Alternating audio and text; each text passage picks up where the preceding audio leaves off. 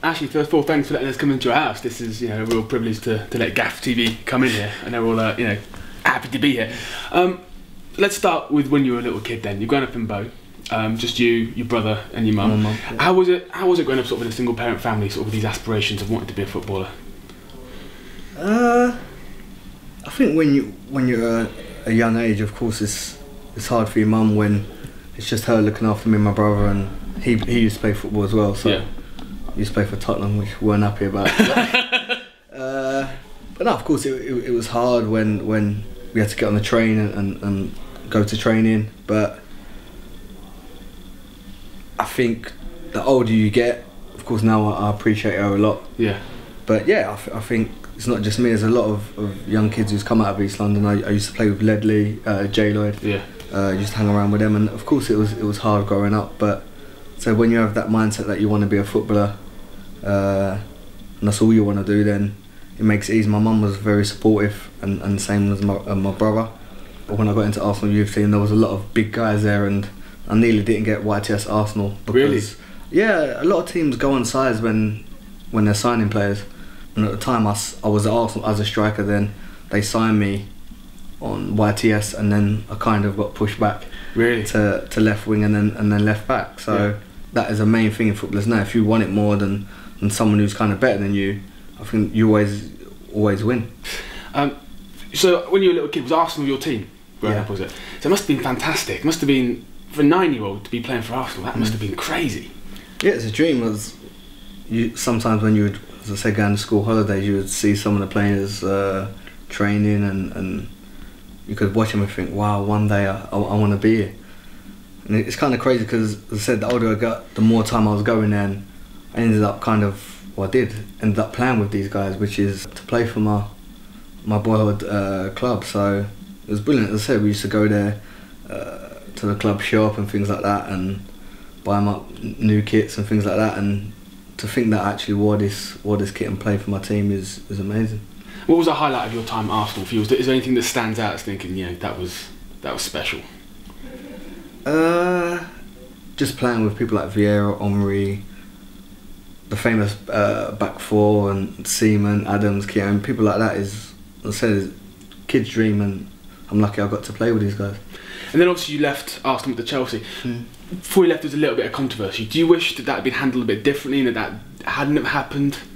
Of course, maybe things could have been done different. Yeah. But I just had to get on with it, move on, and said I just want to win things. That's all I've wanted to do since I was in the youth team at Arsenal. What's Mourinho like? As a one-on-one as a person? Because obviously, we all see him in the media as that kind of steely bloke, but what is he one-on-one? No, he's a nice guy. He was a good man manager. If you had any problems, you can go to him in his office, speak to him, and he always backed you. He would take one for the team, as we were saying. If there was something going on, he would put all the limelight on him to take it away from the players in certain big games, which I think is always good in a manager. And he got the best out of players. And when you finish football, anything you want to get into? Have you thought that far ahead? Obviously, you've still got a fair bit of your career left, but has anything entered your mind that you want to get into? Not really. I think I would like to take like a year out and visit places. Probably backpacking. Yeah, kind of. Being a footballer, you visit all these amazing countries, but you don't really get to see the culture and the architecture in some countries. So I went to Nigeria when I was 19 in an England tournament, and these places are lovely. I went to Ghana for a charity game for Essien. Love to go to these places and see more of the country. That's the one thing that strikes me about you, that you have got this massive press profile, but you're not the kind of person who seems to seek it. You're not out there. You haven't got Twitter. You haven't got this stuff kind of seeking all this kind of publicity. So how do you feel about all that kind of intrusion into your life when you're not seeking it? You're not trying to gain anything from it. Yes, of course it's hard sometimes, but you don't go into football wanting that kind of lifestyle. I got into football to play football, to do the job I love. People say it comes with it, kinda, and yours is on a different level, isn't it? Really, compared to other Premiership footballers. Yeah, it is, but I said now I'm used to it. I've just got to get on with it. I'm not gonna moan about it, but of course sometimes it goes over the top, and sometimes you want peace and quiet, and whether you're walking your plastic bags, putting them in a bin, that's not news for me. I'll just make you say, you seem like a really nice guy, but you've not got, you know, the most sort of positive image of that. And I know you've said this in the past. I mean, does that annoy you that the people don't get to see the real you? Don't get to sort of know that actually I'm a decent guy, why you give me all this grief? Yeah, of course everyone would love to be loved, and I see why people do hate me, because of what is hate's a strong word. Hate's a strong word, actually. Yeah, but there's some. let's be fair. I said it's what people read, and as I said, a lot of people seem to love these magazines and the papers and believe everything that's in them. And this investment with Jay-Z, that's something I want to talk about. Tell me about this partnership you've got with him. We're just looking to open like a restaurant / bar really in London, and so it's just somewhere where people can go and chill. Right, so Ashley, we've got a few more questions for you. These are questions to get to know the real Ashley Carr, okay? Quick fire, so just give me an answer, nice and sharp. Pepsi or Cola? Pepsi. Adidas or Nike? Nike. Why? Because I like their trainers better. Fair enough. He's not sponsored by them. Night in or night out? Night out. Messi or Ronaldo? Ronaldo. Champions League medal or World Cup medal? Oh, World Cup. Has to be. BMW or Mercedes? Mercedes. Cheque or cash? Cheque.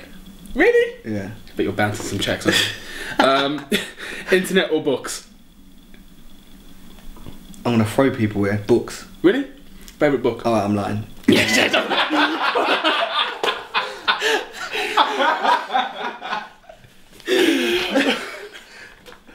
Okay, last two questions. PlayStation or Xbox? Xbox. I'm not having this excuse that everyone says about the Xbox pad's too big and all that. Drives me crazy. Xbox. Okay, Xbox. FIFA or Pro Evo? I was a pro, but now I'm a FIFA man. How long have you been FIFA for? Probably 2 years. Yeah? Yeah. Good transition? Easy. What made you change? I'm not too sure. I just think the last Pro Evolution they had, it weren't the greatest. And then, of course, FIFA come out and all my friends were on FIFA, so... Only one chance with Ashley Cole if it's crap. Let me try this game out. And I enjoyed it, and obviously the new one's amazing, so I'm a FIFA man now. Ashley, I feel like I know you better now. I feel like I'm inside your head. Thank you so much. Thank you very much. That was GAFF.TV.